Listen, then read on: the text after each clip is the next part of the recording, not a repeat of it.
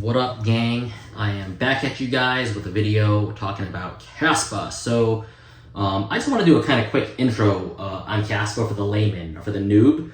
I bought 200,000 Kaspa recently, and I did some research on it, and I found that in the web I couldn't find, like, stuff was either too technical or it was way too basic. There was like nothing kind of in between, so I just did some research.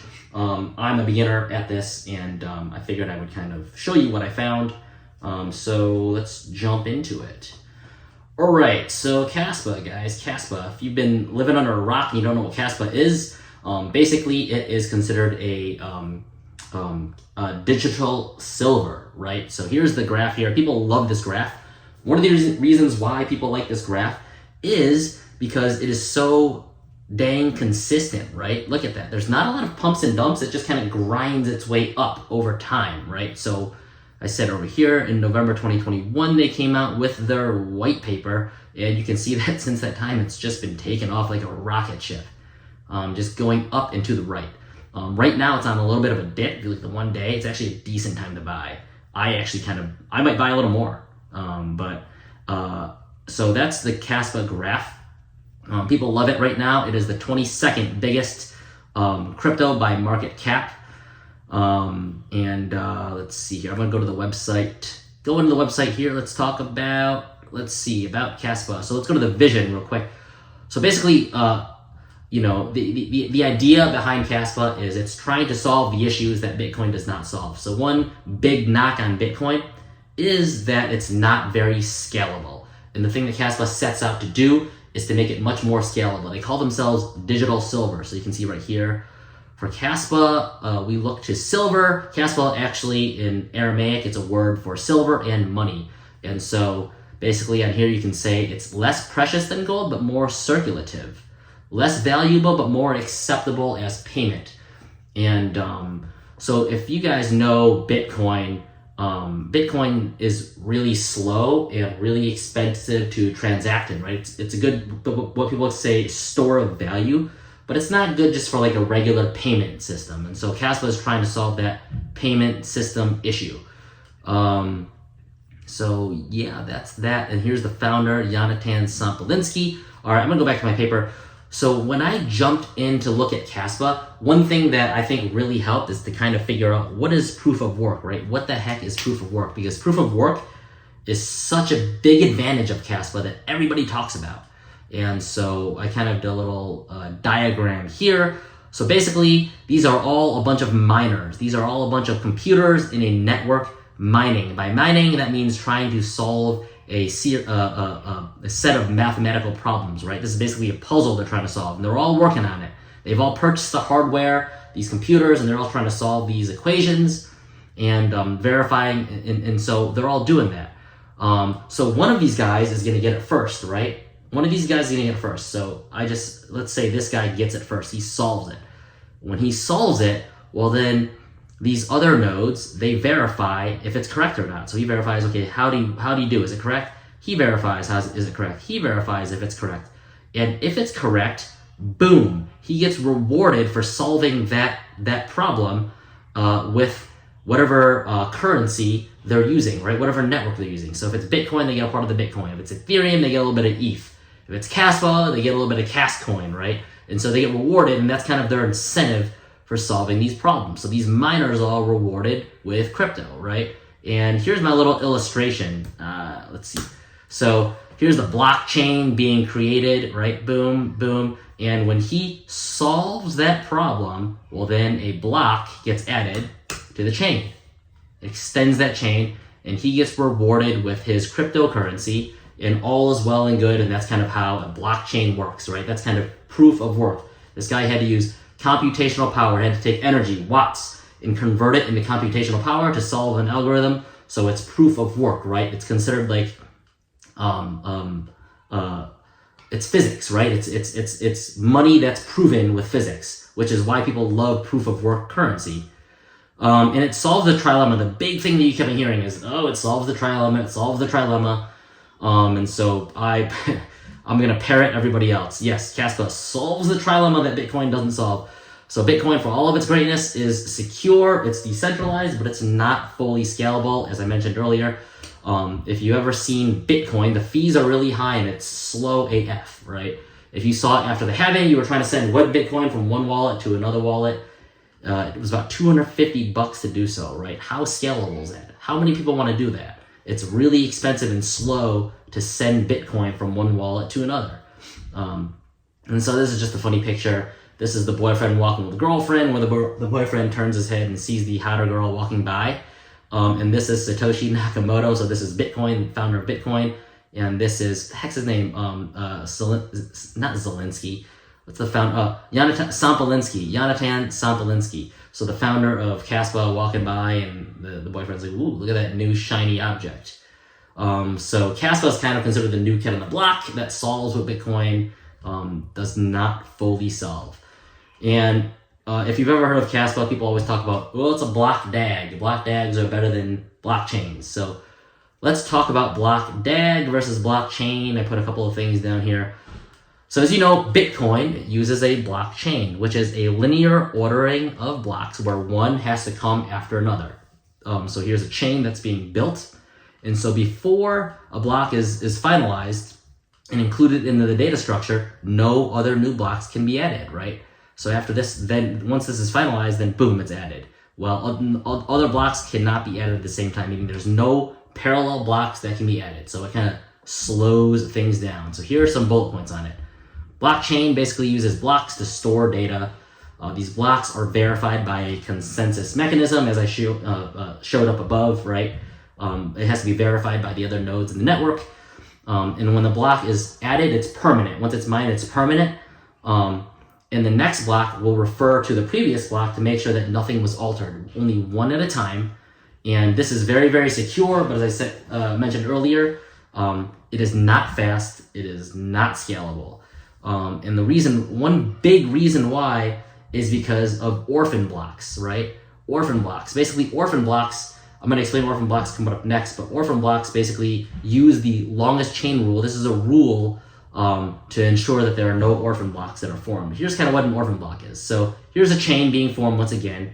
You have this genesis block here. Here's another block that got added. And then we're going to the next block to get added. But whoops, 2 blocks got added at the same time. What happens, right? This block got added, this block got added at the same time. How do you determine which one gets added to the chain? Well, you look at the weight, and the weight is the amount of work that was used to put in to compute to solve the algorithm, right? So if this guy used more work than this guy, well, then the one that used less work is considered the orphan block. And this one is considered the block that's actually going to get added to the chain, and it's going to continue. And so this block, although right here is still valid, it's just not a part of the blockchain. So this gets added, and then this continues on. This goes, and it's just continuation of the block, because this is the actual block, and this one's the orphan block. Of course, this wastes energy. It wastes time. So let's see here. Not included because it required less work. So yep, that's what I just stated. And let's see here. Orphan block rate, right? So if you accelerate the creation of blocks, or if you increase the size of a block, then the orphan block rate increases, and it's less secure, right? High orphan rate is less secure. So that's the big reason why Bitcoin cannot move very fast, because you want to prevent the orphan blocks to be formed, and you have to move slow. That makes it more secure, but if it's more secure, it moves slow, it's not scalable, so it's kind of that trade-off. That's the trilemma that everybody talks about. Okay, let's see. Oh, I just said all this stuff. So blockchains use proof of work. Most blockchains limit the block size and the creation rate to minimize orphan blocks. Bitcoin, for example, has 1 megabyte block, and it creates 1 block every 10 minutes, which is slow AF. This leads to issues with scalability and throughput. A block DAG on the other hand, right? The hot girl walking by, the new kid on the block, no pun intended, basically refers to all blocks that are visible. So it allows for a really, really high rate. Orphan blocks are created, but it's a high throughput. And yes, it can contain conflicting transactions, right? So again, this block here refers to this and this. This block here refers to this and this, right? You got parallel blocks being put on and formed at the same time. But okay, so that does happen. Is that a problem? that is not a problem. Why? Because block DAG cannot be used as a standalone solution, and it requires this ordering protocol. This is Spectra in Ghost. It is a ordering protocol that determines which blocks are good and which ones are verified and can be added, and which blocks are not good and which ones cannot be added. So this is the key to it all to unlock the block DAG, right? The block DAG is not a standalone solution. It has to use these ordering protocols, and that is the key that unlocks Kaspa. That's why Kaspa is so great. And I should point out, let's see, it actually even says it on here. If you go to about the founder, contributors, Yonatan Sampolinsky is actually a big name when it comes to the Ghost protocol. He and his professor Zohar conceived the Ghost protocol back in 2013, and it's actually cited in the Ethereum white paper as a design goal. So this dude right here is the ultimate expert in coming up with this solution, this Ghost DAG protocol, or this Ghost protocol. And so that is why a lot of people are so bullish, because this isn't some chump off the street. This is a big, he's basically the big brain behind this protocol, right? He is the guy that came up with it. And so that is a really, really big deal. So there's that. Okay, going further into it, Kaspa uses an acyclic graph. I mentioned it earlier. It's basically a web of blocks where multiple streams, right? Multiple blocks can be added. Neighboring blocks can all be added at the same time. They can point to each other as new blocks are created. It does not have to be linear like Bitcoin, the blockchain, and so it gives it much faster settlement time. All right, 3 main advantages to point out when it comes to block DAG versus blockchain. As we know, it's faster. Basically, a block is settled very quickly, every second. In this case, the DAG-based network has lower transaction costs when it comes to Ethereum and Avalanche. So that's really nice because it makes it really, really suitable for things like micro transactions, right? If you want to go buy a coffee and you just want to pay a little bit, you can just use this protocol and it doesn't require an enormous fee. Something like Bitcoin or Ethereum has very high fees, or can have high fees, whereas this does not. So it makes it scalable. It makes it way more practical, right, to use, to transact, which is why, again, they call it digital silver, something that can be used in everyday transactions. Okay, the third thing, block DAGs are very, very energy efficient. So I'm not sure if you've heard, but the world is trending towards green, right? All things green are better energy efficiency. And so DAGs tend to be very, very energy efficient. All right, some disadvantages. Basically, a lack of large-scale testing, right? It's not battle tested. Bitcoin's been around for 13 years. ETH has been around for 9 years. And they've transacted billions of dollars with it, right? It's a store of settlement and store of value, and it's been used for billions of dollars. DAGs have not been tested in that way. It's the new hot thing, but it's not time tested. It's not battle tested. So it's a big risk, right? DAGs are risky because of that. All right, let's see. I mentioned this already. Yonatan Sampolinsky invented Ghost protocol. Okay. The other thing that I wanted to talk about that I think made a lot of sense to me is why proof of work is cool and why proof of stake is not as desirable. So proof of work basically uses watts, right? It converts energy into work done by the servers solving computational problems. And proof of stake is generally considered not as safe. So proof of stake is basically those who have a larger stake in the network will be able to vote, right? If you have a larger stake of a certain token, you get more votes, and this can be considered a point of attack vector because people can be controlled, coerced, or exploited, right? And so I like to think of Pareto's principle. Pareto's principle, basically, if you've ever heard of this one, 80% of the wealth is controlled by 20% of the people. So wealth tends to concentrate into the hands of a few. That's just something that happens. You see it all the time in politics, right? In politics, people can buy votes because they have money. They can buy politicians. It happens all the time. Or in Britain, where only the aristocracy get to vote. So people with power, people with money get to vote. And Pareto's principle dictates that if when it involves wealth will just collect into the hands of a few. And so proof of stake has that risk, right? People will the amount of tokens will tend to end up in the hands of a few. And then those people get more voting power and they can be controlled, coerced, and exploited So that tends to be a downside with this. All right, the other thing is let's move on to tokenomics. Tokenomics, max supply is 28.7 billion, and as you can see right now, you've got 24.46 billion, or 85% of it is already supplied. Why is that a good thing? Well, it's good because it means that most of the tokens are already out, so they can't create a lot more tokens, right? And dump the value of the coin, right? When you have a bigger supply of something, well, then the price is going to go down of it. But right now, most of it, the majority of it, is already out there, so you don't have that risk. The other thing to talk about is halving cycles. Bitcoin has 4 years of a halving cycle, whereas Kaspa is a monthly halving cycle.